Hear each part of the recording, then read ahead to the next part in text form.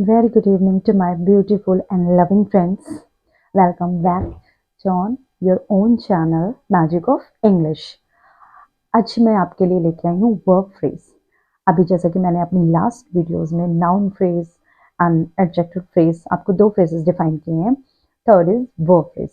Verb phrase क्या होते हैं, इसको समझने के लिए सबसे पहले आपको वर्ब के बारे में पता होना चाहिए। What is verb? वर्ब क्या है?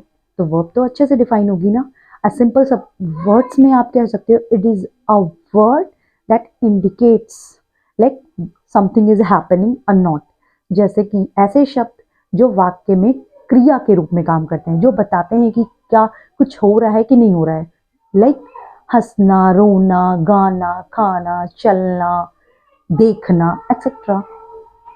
तो जब वर्ब फ्रेज की बात करते हैं तो आपको इसका स्ट्रक्चर बोर्ड पे दिख रहा होगा। ऑक्सिलरी वर्ब, जिन्हें हम मॉडल ऑक्सिलरीज, हेल्पिंग वर्ब, तीनों में कंसीडर करते हैं, and the next main verb. इन चीज़ों के कॉम्बिनेशन से आपका वर्ब फ्रेज बनता है, राइट।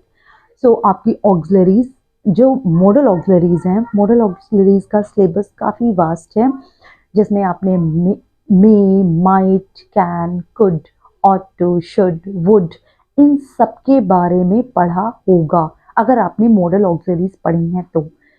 अदरवाइज मैं तो हूँ ही, क्योंकि मैं इसका एक सेपरेट वीडियो बनाऊंगी और इन सारी चीज़ों को डिफाइन करूंगी, बट फर्दर आप शॉर्ट में ही इन चीज़ों को समझ लीजिए। तो now next we come on the examples. तो पहला एग्जाम्पल आप बोर्ड पे देख रहे हो, I have written a book. ये सेंटेंस आपको क्या शो कर रहा है? Here is helping verb and main verb are present. Helping verb आपकी क्या है? हैव, और मेन वर्ब रिटन, राइट। तो यहाँ पे आपको दो वर्ब मिल रही हैं, जिसमें एक ऑक्सिलरी है और एक main verb. Next sentence, I have been writing a book for 2 days। यहाँ पे आपको कितनी वर्ब्स मिल रही हैं?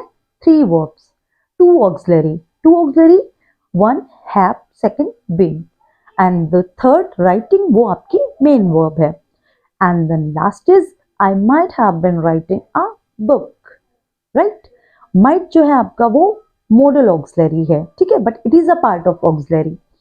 सो यहाँ पे आपको 4 वर्ब्स मिल रही हैं, जो 3 आपकी ऑक्सिलरीज हैं एंड द 1 इज मेन। तो मुझे लगता है अब आपको इन एग्जाम्पल से वर्ब फ्रेज बहुत अच्छे से क्लियर हो चुका होगा, बट फिर भी मैं आपसे रिक्वेस्ट करूंगी, अगर आपको कहीं पे कोई कंफ्यूजन है, डाउट है, please ask me freely in my comment section, ताकि मैं आप लोगों के अच्छे अच्छे कमेंट्स, अच्छे अच्छे व्यूज पढ़ सकूं और कुछ उन बेसिस पे काम कर सकूं, क्योंकि बिना आप लोगों के सपोर्ट के इट्स नथिंग। जब रिस्पॉन्स आप लोगों का भी मिलेगा और देन आप लोग के फीडबैक के भी यहाँ पे मैं वर्क करूंगी, तो मुझे भी मज़ा आएगा। That's all for the day. Thank you so much.